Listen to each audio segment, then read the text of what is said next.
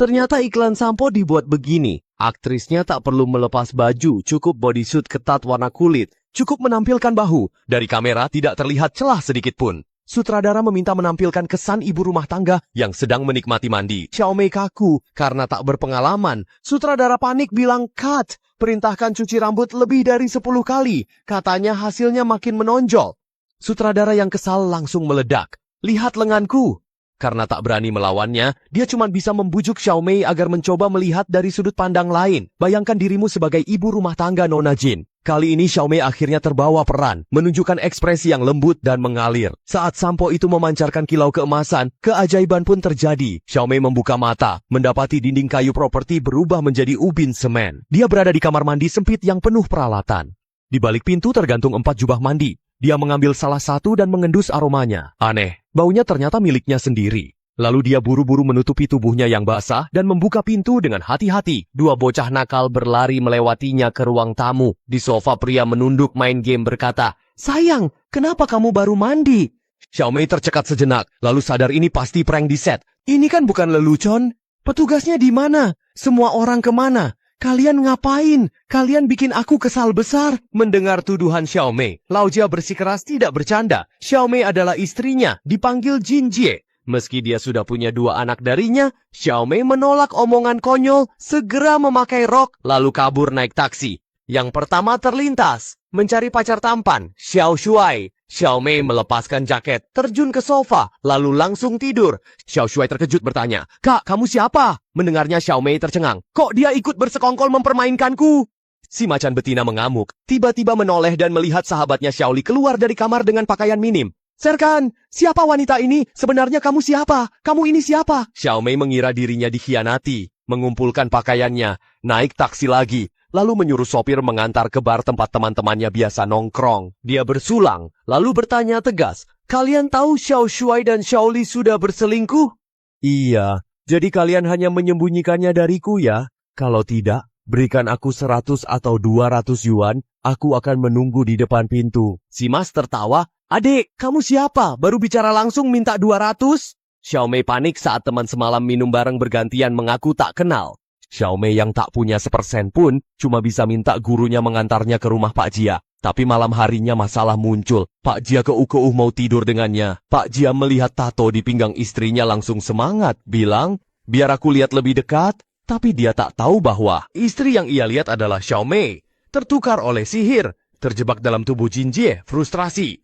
Dulu dia adalah aktor yang sedang naik daun. Tapi sekarang malah jadi pegawai bank. Manajer memanggilnya ke kantor untuk menegur telat, membuat Xiaomei langsung ambruk. "Lihat mukaku ini, apa aku terlihat seperti pegawai bank?" "Vilara, aku namanya Boshara, kenapa kamu nggak kenal aku? Tolong bantu, jangan sampai kamu gila." Dia menerobos kamar mandi, membuka tirai, brutal, mengoleskan sampo ajaib Piao Rou di kepalanya. Pikirnya dari Xiaomei jadi Kak Jin, mencuci ulang. Yakin kembali jadi Xiaomei dari Kak Jin. Tapi saat membuka mata berharapan, tetap Laojia dan energinya.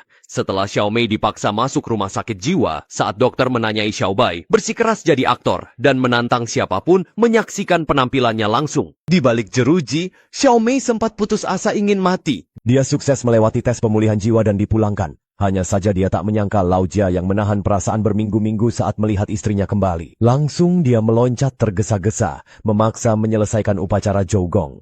Saat Laojia hampir berhasil diselamatkan oleh anak, Xiaomei sadar bukan solusi permanen. Ia harus temukan orang kunci untuk menghapus identitas Jin Jie. Wanita itu mengenakan gaun putih panjang dan kebetulan masuk ke sebuah teater besar bersama 2 pria bernama Xiao Shuai.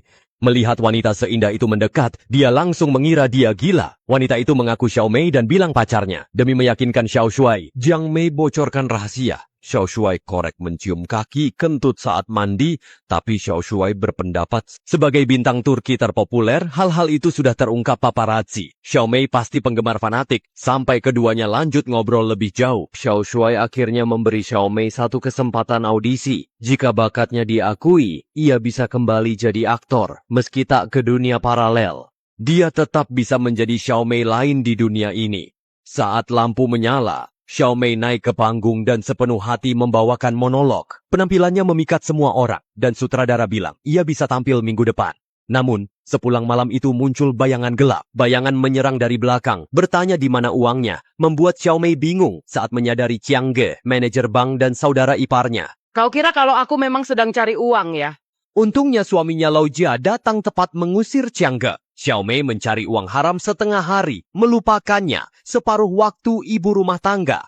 Setengah waktu latihan di teater, Lao Jia diusir ke ruang tamu, tidur di sofa, takut berlebihan. Malam usai latihan, Xiaomei tanpa sengaja mobilnya tertabrak, terseret beberapa langkah di persimpangan. Lao Jia tak menyalahkan, malah khawatir dahi Xiaomei.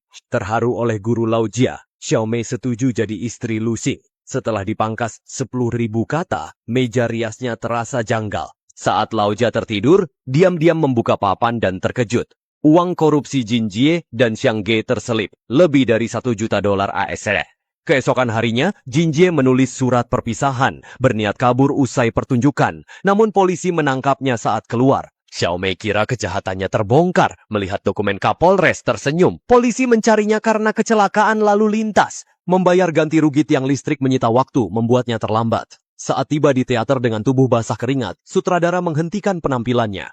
Hancur hatinya saat menyadari kenyataan yang kejam. Di Turki, perempuan dicap ibu rumah tangga. Sepandai apapun, masyarakat tak mengakuinya, karena kalian tak membiarkanku berakting. Kalau begitu, aku akan tampil untuk seluruh dunia. Di bawah kaki Xiaomei terhampar teater lampu gemerlap, dia menari lepas di antara langit dan bumi. Setelah tarian itu usai, turunlah sekelompok tamu tak diundang, bos mafia menuntut curian. Tanpa ragu, Xiaomei membuka tasnya, melempar jutaan dolar AS ke bawah. Kemudian dia berjalan anggun ke jalan besar. Apapun selanjutnya, dia akan menerimanya lapang dada, namun gerakan itu sudah akrab.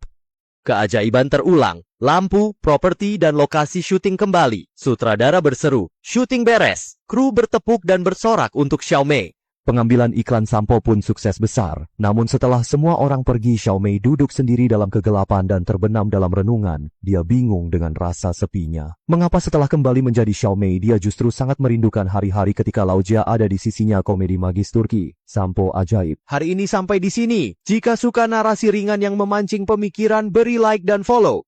Sampai jumpa di video berikutnya, jangan ketinggalan.